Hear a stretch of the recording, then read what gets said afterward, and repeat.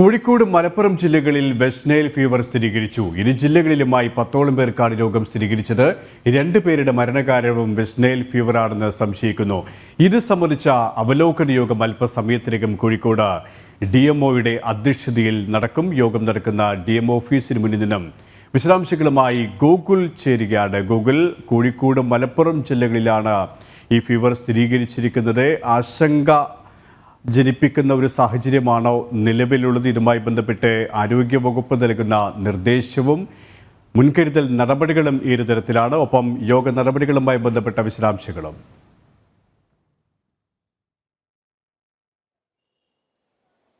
സുരേഷ്, ഇന്നലെയാണ് ഈ രോഗവുമായി ബന്ധപ്പെട്ട സ്ഥിരീകരണം ഉണ്ടാവുന്നത്. പല രോഗലക്ഷണങ്ങളുമായിട്ട് വ്യത്യസ്ത ആളുകൾ മലപ്പുറം, കോഴിക്കോട് ജില്ലകളിലായി വിവിധ ആശുപത്രികളിൽ ചികിത്സ തേടുകയുണ്ടായി. ആ സാഹചര്യത്തിൽ സംശയത്തിന്റെ അടിസ്ഥാനത്തിലാണ് കോഴിക്കോട് മെഡിക്കൽ കോളേജിലെ ലബോറട്ടറിയിൽ പരിശോധന നടത്തുകയും 10ഓളം പേർക്ക് വെസ്റ്റ് നൈൽ രോഗമാണ് സ്ഥിരീകരിക്കുകയും ചെയ്തത്. എന്നാൽ ഈ രോഗം സ്ഥിരീകരിച്ചത് ഉറപ്പുവരുത്തുന്നതിനായിട്ട് പൂനെ വൈറോളജി ഇൻസ്റ്റിറ്റ്യൂട്ടിലേക്കും ഇവരുടെ രക്തവും ഇവരുടെ നട്ടലിൽ നിന്നെടുത്ത സ്രവവും പൂനെ വൈറോളജി ഇൻസ്റ്റിറ്റ്യൂട്ടിലേക്കും അയക്കുകയുണ്ടായി. അങ്ങനെയാണ് ഇവർക്ക് ഈ വെസ്റ്റ് നൈൽ രോഗമാണ് എന്ന് സ്ഥിരീകരിക്കുന്ന ഒരു സാഹചര്യം ഉണ്ടായത്. 10 പേർക്കാണ് കോഴിക്കോട്, മലപ്പുറം ജില്ലകളിലായിട്ട് വെസ്റ്റ് നൈൽ രോഗം സ്ഥിരീകരിച്ചിട്ടുള്ളത്. ഇവരുടെ ആരോഗ്യ വിവരങ്ങൾ സംബന്ധിച്ച കാര്യങ്ങളൊക്കെ 2:30 DMOയുടെ അധ്യക്ഷതയിൽ ചേരുന്ന യോഗത്തിന് ശേഷം മാത്രമായിരിക്കും സ്ഥിരീകരണം ഉണ്ടാവുക. ഇതിൽ രോഗം സ്ഥിരീകരിച്ച ആളുകൾക്ക് രോഗമുക്തരായിട്ടുണ്ടോ, ഇതിൽ കൂടുതൽ ആളുകൾക്ക് രോഗം സ്ഥിരീകരിച്ചിട്ടുണ്ടോ തുടങ്ങിയ കാര്യങ്ങളൊക്കെ 2:30 ഈ കളക്ടറേറ്റ് കോൺഫറൻസ് ഹാളിൽ DMOയുടെ അധ്യക്ഷതയിൽ യോഗം ചേരുന്നത്. ആ യോഗത്തിന് ശേഷം മാത്രമായിരിക്കും ഇത്തരത്തിലുള്ള നിർദ്ദേശങ്ങൾ ഉണ്ടാവുക. പൊതുജനങ്ങൾക്ക് നൽകുന്ന ജാഗ്രതാ നിർദ്ദേശങ്ങളും ആ യോഗത്തിന് ശേഷം മാത്രമേ ഉണ്ടാവുകയുള്ളൂ എന്നാണ് അറിയാൻ വേണ്ടി സാധിക്കുന്നത്. എന്നാൽ ഇതിനു മുമ്പ് നമ്മൾ DMOയുമായിട്ട് ഫോണിൽ ബന്ധപ്പെടുകയും ഈ രോഗവിവരം സംബന്ധിച്ച കാര്യങ്ങൾ അന്വേഷിക്കുകയും ചെയ്തിട്ടുണ്ട്. കോഴിക്കോട് ജില്ലയിൽ 5ഉം മലപ്പുറം ജില്ലയിൽ 5 പേർക്കുമാണ് രോഗം സ്ഥിരീകരിച്ചിട്ടുള്ളത്. ഗൂഗിൾ, ഈ 2 ജില്ലകളിലുമായി 5 പേർക്ക് 10 പേർക്കാണ് രോഗം സ്ഥിരീകരിച്ചത്. മലപ്പുറം ജില്ലയിൽ 5 പേർക്കും കോഴിക്കോട് ജില്ലയിൽ 5 പേർക്ക്. നമുക്കറിയാം, ഈ കോഴിക്കോട് ജില്ലയെ സംബന്ധിച്ചിടത്തോളം അടിക്കടി ഇത്തരത്തിലുള്ള ഈ രോഗബാധ ഉണ്ടാകുന്നതിന് വലിയ പരിഭ്രാന്തി സ്വാഭാവികമായും ജനങ്ങളിൽ സൃഷ്ടിക്കുന്നുണ്ട്. കാരണം മഹാമാരി പോലും കടന്നുപോയ ഒരു ജില്ലയാണ്, ഒരു പ്രദേശമാണ് കോഴിക്കോട്. ഇപ്പോൾ ഈ വീണ്ടും ജീവനെടുക്കുന്ന ഈ പനി വരുന്നത്, അതിൻ്റെ സാന്നിധ്യം എത്രത്തോളം ജനങ്ങളെ സംബന്ധിച്ച് ഇത്രയും ആശങ്കയിൽ ആഴ്ത്തിയിട്ടുണ്ട്. എന്നാൽ അത്രത്തോളം ആശങ്ക വേണ്ട, കൃത്യമായ മുൻകരുതൽ നടപടികൾ സ്വീകരിച്ചാൽ മതി എന്നുള്ള ഒരു ആശ്വാസവാക്ക് തന്നെയാണോ ആരോഗ്യവകുപ്പ് നൽകുന്നത്? ആരോഗ്യവകുപ്പിൻ്റെ ഭാഗത്തു നിന്നും നഗരസഭയുടെ ഭാഗത്തു നിന്നും ജില്ലാ ഭരണകൂടത്തിൻ്റെ ഭാഗത്തു നിന്നും എന്തൊക്കെ നടപടികളാണ് ഇതിനകം ഇതുമായി ബന്ധപ്പെട്ട് നടപ്പിലാക്കിയത്?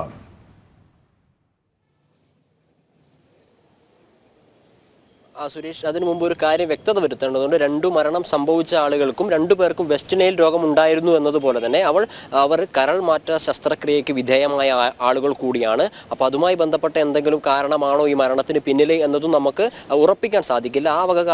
ആ കാര്യങ്ങളും 2:30 ശേഷമുള്ള യോഗത്തിന് ശേഷം മാത്രമേ അറിയാൻ വേണ്ടി സാധിക്കുള്ളൂ. ഇവർ ഒരുപോലെ ഈ വെസ്റ്റ് നൈൽ രോഗത്തിനും അതുപോലെ മറ്റൊരു അസുഖത്തിനും ചികിത്സയിലുള്ള ആളുകളാണ്. അതുകൊണ്ട് മരണകാരണം ഏതാണ് എന്ന് കൃത്യമായി നമുക്ക് പറയാൻ വേണ്ടി സാധിക്കില്ല. സംശയിക്കുന്നു എന്ന് മാത്രമേ പറയാൻ വേണ്ടി സാധിക്കുള്ളൂ.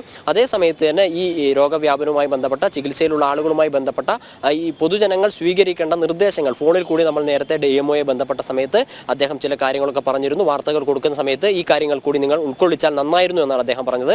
അത് പനി, തലകറക്കം, ഈ സ്വഭാവത്തിലുള്ള അസ്വാഭാവികമായ പെരുമാറ്റം, കൈകാലുകൾക്കുള്ള കുഴച്ചിൽ തുടങ്ങിയ കാര്യങ്ങളൊക്കെ ഈ രോഗത്തിൻ്റെ ലക്ഷണമാണ് എന്നാണ് അറിയാൻ വേണ്ടി സാധിക്കുന്നത്.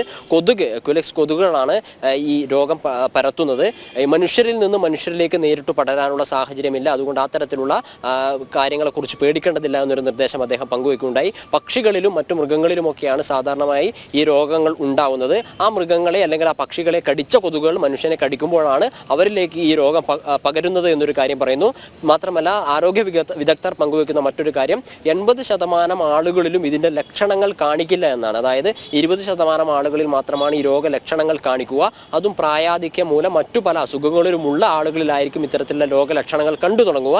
അതിൽ ഈ രോഗലക്ഷണങ്ങൾ കാണിക്കുന്ന 20% ആളുകളിൽ 1% ആളുകൾക്ക് മാത്രമാണ് അതീവ ഗുരുതരമായ രോഗാവസ്ഥയിലേക്ക് പോകാനും മരണപ്പെടാനുമുള്ള സാധ്യതയുള്ളത് എന്നും പറയുന്നു. അത് ആശ്വാസകരമായ ഒരു കാര്യമാണ്. അതായത് ഈ രോഗം സ്ഥിരീകരിക്കപ്പെട്ട അല്ലെങ്കിൽ രോഗമുണ്ടാകുന്ന 80% ആളുകൾക്കും ലക്ഷണങ്ങളൊന്നും കാണിക്കില്ല. ഈ ലക്ഷണങ്ങൾ കാണിക്കാത്തതുകൊണ്ട് അത് തീവ്രതയിലേക്ക് പോവില്ല എന്നാണ് മനസ്സിലാക്കുന്നത്. ഈ ആരോഗ്യ വിദഗ്ധർ പറയുന്ന കാര്യങ്ങൾ പ്രകാരമാണ് നമ്മൾ ഈ കാര്യം റിപ്പോർട്ട് ചെയ്യുന്നത്. അതിൽ 20% ആളുകൾക്ക് മാത്രമാണ് രോഗലക്ഷണങ്ങൾ കാണിക്കുക. ഈ 20% 100% കേവലം 1% ആളുകൾക്ക് മാത്രമേ ഇത്തരത്തിൽ തീവ്രമായ ലക്ഷണങ്ങൾക്ക് പോകാനോ മരണപ്പെടാനോ ഉള്ള സാധ്യതകൾ ഉണ്ടാവുകയുള്ളൂ. മറ്റൊരു പ്രധാനപ്പെട്ട കാരണം മസ്തിഷ്ക ജ്വരവുമായി ബന്ധപ്പെട്ട രോഗലക്ഷണങ്ങളും മസ്തിഷ്ക ജ്വരത്തിൻ്റെ രോഗലക്ഷണങ്ങളും വെസ്റ്റ് നൈൽ രോഗത്തിൻ്റെ ലക്ഷണങ്ങൾ ഒന്ന് തന്നെയാണ്. അതുകൊണ്ട് ഈ രണ്ട് അസുഖങ്ങളും വേർതിരിച്ചറിയാനുള്ള ശ്രദ്ധ എല്ലാവരുടെയും ഭാഗത്തു നിന്നുണ്ടാവണമെന്നും ഇത്തരം ലക്ഷണങ്ങൾ കാണുമ്പോൾ ആശുപത്രിയിൽ പോയി തന്നെ ചികിത്സ നേടാനുള്ള അടിയന്തരമായി ആശുപത്രിയിൽ പോയി ചികിത്സ നേടാനുള്ള സൗകര്യങ്ങൾ അല്ലെങ്കിൽ ആ രീതിയിൽ ആശുപത്രിയിൽ പോകണമെന്നുള്ള ഒരു നിർദ്ദേശം ആരോഗ്യ വിദഗ്ധരുടെ ഭാഗത്തു നിന്നുണ്ടാകുന്നുണ്ട്. ഈ ജില്ലയിൽ ഈ നേരത്തെ പറഞ്ഞതുപോലെ 10 രോഗികളുടെ എണ്ണം നേരത്തെ ബാധിച്ച രോഗികളുടെ എണ്ണത്തിൽ കുറവ് വന്നിട്ടുണ്ടോ, വർദ്ധിക്കുകയാണോ ചെയ്തത്, ഈ പൊതുജനങ്ങൾ എന്ത് തരത്തിലുള്ള നിർദ്ദേശങ്ങളാണ് സ്വീകരിക്കേണ്ടത് എന്നതുമായി ബന്ധപ്പെട്ട കാര്യങ്ങളൊക്കെ ഏതായാലും യോഗത്തിന് ശേഷം DMO ഉൾപ്പെടെയുള്ള ആരോഗ്യ വിദഗ്ധർ വിശദീകരിക്കുമെന്ന് തന്നെയാണ് മനസ്സിലാക്കുന്നത്. ഈ സുരേഷ് നേരത്തെ സൂചിപ്പിച്ചതുപോലെ കോഴിക്കോട് ജില്ല എന്ന് പറഞ്ഞാൽ പലതരത്തിലുള്ള പകർച്ചവ്യാധികൾ ഉണ്ടാകുന്നു, അടിക്കടി ഉണ്ടാകുന്ന ഒരു സാഹചര്യമുണ്ട്. നിശ്ചിത ഇടവേളയ്ക്ക് ശേഷം നിശ്ചിത ഇടവേളകളിൽ നിപ്പ വൈറസിന്റെ സാന്നിധ്യം സ്ഥിരീകരിക്കുന്ന ഒരു സാഹചര്യമുണ്ട്. ഈ വെസ്റ്റ് നൈൽ രോഗവും മുൻപ് കോഴിക്കോട് ജില്ലയിൽ ഉണ്ടായിരുന്നു എന്ന് തന്നെയാണ് നമുക്ക് മനസ്സിലാക്കാൻ വേണ്ടി സാധിക്കുന്നത്. അതെന്തുകൊണ്ടാണ് അടിക്കടി ഇടവിട്ട കാലയളവിൽ വരുന്നത് എന്നത് സംബന്ധിച്ച കാര്യവും ഈ തരത്തിൽ യോഗത്തിൽ അവലോകനത്തിന് ശേഷം മാത്രമേ പങ്കുവെക്കാൻ സാധിക്കുന്ന ഒരു സാഹചര്യമാണ് നിലവിലുള്ളത്. സുരേഷ്, ഗൂഗിൾ സൂചിപ്പിച്ചതുപോലെ തന്നെയാണ് ഇവിടെ ഈ കോഴിക്കോട് ജില്ലയെ സംബന്ധിച്ചിടത്തോളം പകർച്ചവ്യാധികൾ അടിക്കടി ഉണ്ടാകുന്നു. ഇപ്പോൾ ഈ കടുത്ത ചൂടിൽ ഈ അഞ്ചാമ്പനി അടക്കമുള്ള മഞ്ഞപ്പിത്തമടക്കമുള്ള പലവിധ രോഗങ്ങളും രോഗബാധിതരുടെ എണ്ണം വർദ്ധിക്കുകയാണ്. ഏകദേശം 8500ഓളം പേർ ഇതിനകം ജില്ലയിലെ സർക്കാർ ആശുപത്രികളിൽ മാത്രം ഇത്തരം വിവിധ രോഗങ്ങൾ ബാധിച്ച് ചികിത്സ തേടിയിട്ടുണ്ട് എന്നുള്ള റിപ്പോർട്ടുകളും ജില്ലയിൽ നിന്ന് വരുന്നുണ്ട്. ഇതിനിടയിലാണ് ഇത്തരത്തിലുള്ള ഒരു ആശങ്ക പരത്തുന്ന രോഗം വരുന്നത്. അതുകൊണ്ട് തന്നെ സ്വാഭാവികമായും ജില്ലാ ഭരണകൂടത്തിൻ്റെയും ആരോഗ്യവകുപ്പിൻ്റെയും ഭാഗത്തു നിന്നും ഊർജിതമായ പ്രതിരോധ പ്രവർത്തനങ്ങൾ തന്നെയാണ് ഇപ്പോഴും പുരോഗമിച്ചുകൊണ്ടിരിക്കുന്നത്, അല്ലേ?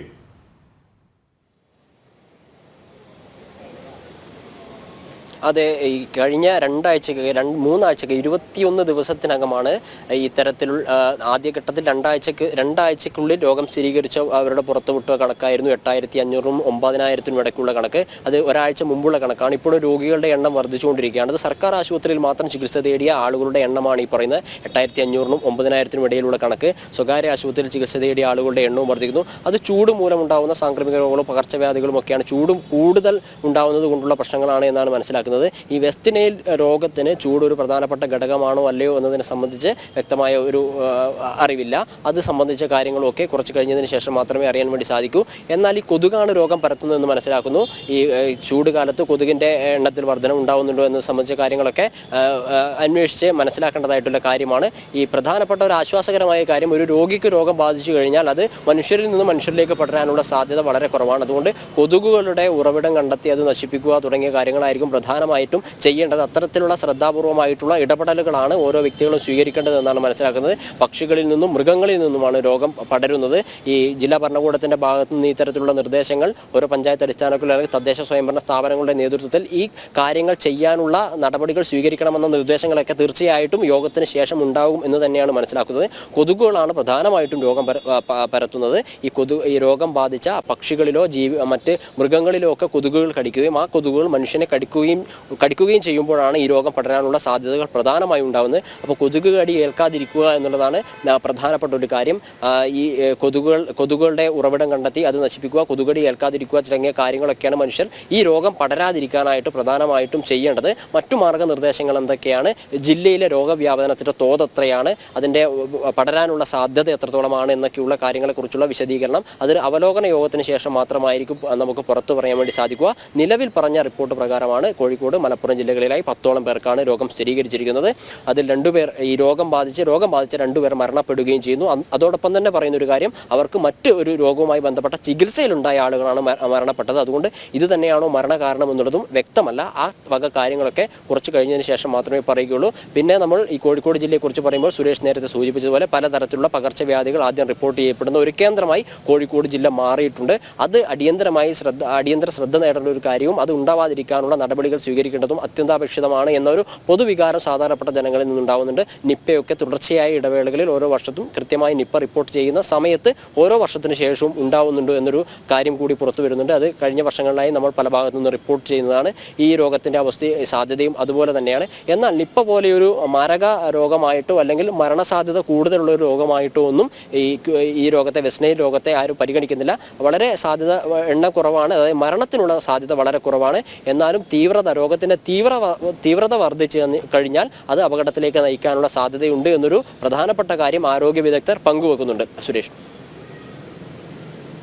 ഗൂഗിൾ, ഒപ്പം തന്നെ ഈ DMO ആണ് ഈ യോഗത്തിന് നേതൃത്വം നൽകുന്നത്. മറ്റ് പ്രധാനപ്പെട്ട ആരൊക്കെയാണ് ഈ യോഗത്തിൽ പങ്കെടുക്കുന്നത്? ഒപ്പം തന്നെ ഗൂഗിൾ സൂചിപ്പിച്ചതുപോലെ തന്നെ അത്രത്തോളം ആശങ്കപ്പെടാനുള്ള ഒരു സാഹചര്യമില്ല. മറ്റേതെങ്കിലും ഗുരുതരമായ രോഗാവസ്ഥയിലുള്ളവർക്ക് ഈ രോഗം ബാധിച്ചു കഴിഞ്ഞാൽ മാത്രമേ അത്രത്തോളം ആശങ്കപ്പെടേണ്ട ഒരു സ്ഥിതിവിശേഷത്തിലേക്ക് എത്തൂ, അല്ലേ?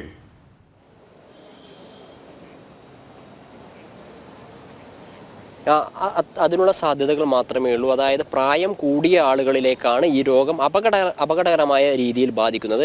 അതുകൊണ്ട് തന്നെയാണ് പൂർണ്ണാരോഗ്യവാനായ ഒരു വ്യക്തികളിൽ ഈ രോഗത്തിൻ്റെ ലക്ഷണങ്ങൾ വന്നു കഴിഞ്ഞാൽ തന്നെ 80% ഈ രോഗലക്ഷണം പുറത്തു വരാനുള്ള സാധ്യത വളരെ കുറവാണ് എന്നാണ് ആരോഗ്യ വിദഗ്ധർ പറയുന്നത്. അത് ആരോഗ്യമുള്ള ആളുകളിൽ ഇത് ബാധിച്ചു കഴിഞ്ഞാൽ രോഗലക്ഷണങ്ങൾ പുറത്തു വരാനുള്ള സാധ്യത വളരെ കുറവാണ്. പ്രായാധിക്യം മൂലമുള്ള ആളുകൾ, മറ്റു പല രോഗങ്ങളും ബാധിച്ചിട്ടുള്ള ആളുകൾക്കാണ് ഇതിൻ്റെ രോഗലക്ഷണങ്ങൾ പുറത്തു വരികയും അതവരെ തീവ്രമായി ബാധിക്കുകയും ചെയ്യുന്നുള്ളൂ. ആ ബാധിച്ചവരിൽ തന്നെ 1% ആളുകൾക്ക് മാത്രമേ വളരെ തീവ്രമായി ബാധിക്കുകയോ അത് അപകടകരമായ അവസ്ഥയിലേക്ക് എത്തുകയൊക്കെ ചെയ്തിട്ടുള്ളൂ. പതിറ്റാണ്ടുകൾ പഴക്കമുള്ള ഒരു അസുഖമാണിത്. ഉഗാണ്ടയിലാണ് ഇതിൻ്റെ ഉറവിടം എന്നാണ് മനസ്സിലാക്കാൻ വേണ്ടി സാധിക്കുന്നത്. അവിടെയുള്ള വെസ്റ്റ് നൈൽ എന്ന് പറഞ്ഞ സ്ഥലത്താണ് ഈ രോഗം പൊട്ടിപ്പുറപ്പെടുന്നത്. അതുകൊണ്ട് തന്നെയാണ് ഈ രോഗത്തിന് ഇത്തരത്തിലുള്ള പേര് വരുന്നതും. ഈ ജില്ലയിലെ പ്രധാനപ്പെട്ട ആരോഗ്യ വകുപ്പുമായി ബന്ധപ്പെട്ട ഉദ്യോഗസ്ഥരൊക്കെ ഇവിടെ പങ്കെടുക്കുന്നുണ്ട്. എന്നാൽ ഈ വളരെ പെട്ടെന്നാണ് ഈ യോഗം തീരുമാനിച്ചത്. ഉച്ചയ്ക്ക് 11:00 രാവിലെ 11:00 കൂടിയിട്ടാണ് ഇത്തരത്തിലൊരു യോഗം തീരുമാനിക്കാൻ വേണ്ടി യോഗത്തെ പറ്റി 2:30 യോഗം നടത്തുമെന്ന് നിശ്ചയിച്ചിട്ടുള്ളത്. അതുകൊണ്ട് എല്ലാ തദ്ദേശ സ്വയംഭരണ സ്ഥാപനങ്ങളിലെയും ആരോഗ്യ വകുപ്പ് അല്ലെ പഞ്ചായത്ത് സെക്രട്ടറിമാരോ പ്രസിഡന്റുമാരെയോ ഒന്നും ഉൾക്കൊള്ളിക്കാനോ അല്ലെങ്കിൽ ആരോഗ്യ വകുപ്പിന്റെ സ്റ്റാൻഡിംഗ് കമ്മിറ്റി അധ്യക്ഷന്മാരെ ഉൾക്കൊള്ളിക്കാനോ ഒന്നും സാധിച്ചിട്ടില്ല. അതുകൊണ്ട് ജില്ലയിൽ നിന്ന് ഇത്തരത്തിലൊരു നിർദ്ദേശം ഉണ്ടാവുകയും അല്ലെങ്കിൽ തീരുമാനമെടുക്കുകയും അത് വിവിധ തദ്ദേശ സ്വയംഭരണ സ്ഥാപനങ്ങളിലേക്ക് അറിയിക്കുകയും ചെയ്യുമെന്നാണ് ഇപ്പോൾ നമുക്കറിയാൻ വേണ്ടി കഴിയുന്നത്. യെസ്, കോഴിക്കോട്, മലപ്പുറം ജില്ലകളിൽ വെസ്റ്റ് നൈൽ ഫീവർ സ്ഥിരീകരിച്ചു. 2 ജില്ലകളിലുമായി 10ഓളം പേർക്കാണ് രോഗം സ്ഥിരീകരിച്ചു കഴിഞ്ഞത്. 2 പേരുടെ മരണകാരണവും വെസ്റ്റ് നൈൽ ഫീവർ ആണെന്ന് സംശയിക്കുന്നു. ഇത് സംബന്ധിച്ച അവലോകന യോഗം അല്പസമയത്തിനകം തന്നെ കോഴിക്കോട് DMOയുടെ അധ്യക്ഷതയിൽ ചേരും. യോഗം നടക്കുന്ന DMO ഓഫീസിന് മുന്നിലും ഗൂഗിളാണ് വിശദാംശങ്ങൾ നൽകിയത്.